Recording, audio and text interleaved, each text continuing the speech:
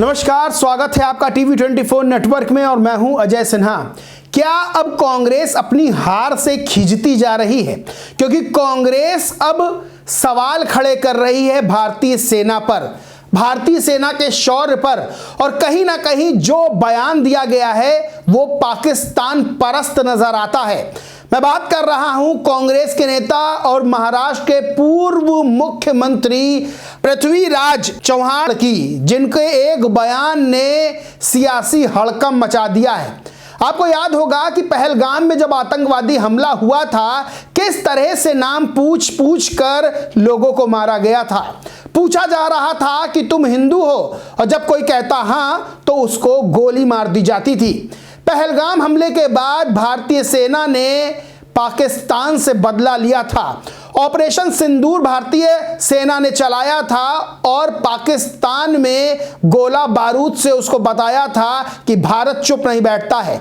लेकिन अब ऑपरेशन सिंदूर पर, भारतीय सेना पर, उसके शौर्य पर कांग्रेस के नेता पृथ्वीराज चौहान ने सवाल खड़े किए हैं। न सिर्फ सवाल खड़े किए हैं बल्कि सीधे टारगेट करने का काम किया है। क्या बयान दिया वो मैं आपको बताता हूं।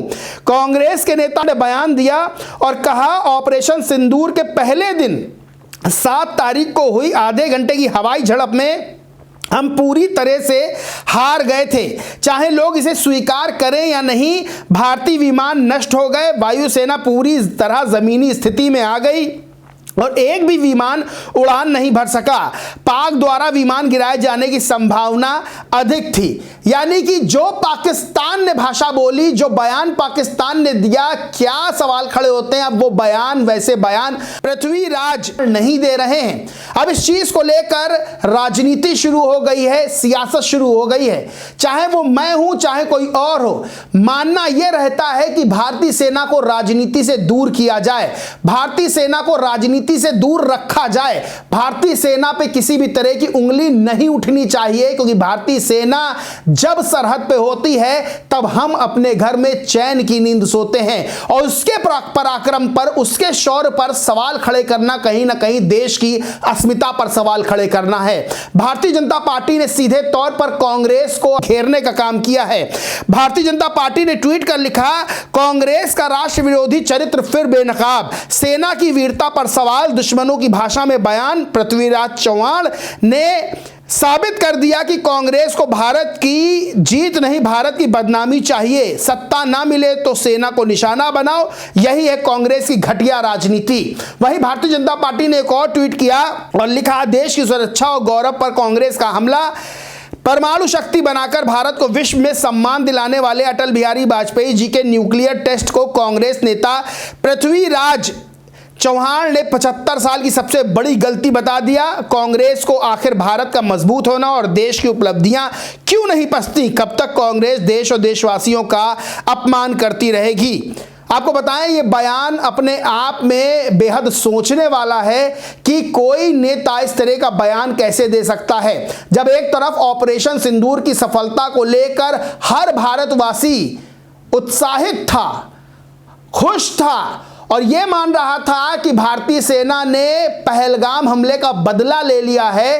तो ऐसे में कांग्रेस के नेता इस तरह का बयान देते हैं। आपको बताएं, भाजपा नेता शहजाद पूनावाला ने भी लिखा, कहा, सेना का अपमान कांग्रेस की पहचान बन चुका है। यह केवल पृथ्वीराज चौहान का बयान नहीं है, ऐसे ही बयान राहुल गांधी ने भी दिए हैं। ये सारे बयान राहुल गांधी के हैं, इसलिए राहुल गांधी या कांग्रेस पार्टी इन जैसे नेताओं पर कोई कार्रवाई नहीं करती है। यह बयान उनकी मानसिकता को दर्शाता है कि वे सेना विरोधी हैं। आपको बताएं, राहुल गांधी ने भी एक बयान दिया था, उस बयान की बड़ी आलोचना हुई थी जब राहुल गांधी ने कहा था कि भारतीय सेना में 10% लोगों का, यानी कि जो सवर्ण है उनका आधिपत्य चलता है, उन्हीं की सब चलती है। इस बयान को लेकर भी आलोचना हुई थी और राहुल गांधी से सवाल पूछे गए थे कि आखिर वो इस तरह का बयान क्यों दे रहे हैं, इस तरह का बयान उन्होंने क्यों दिया।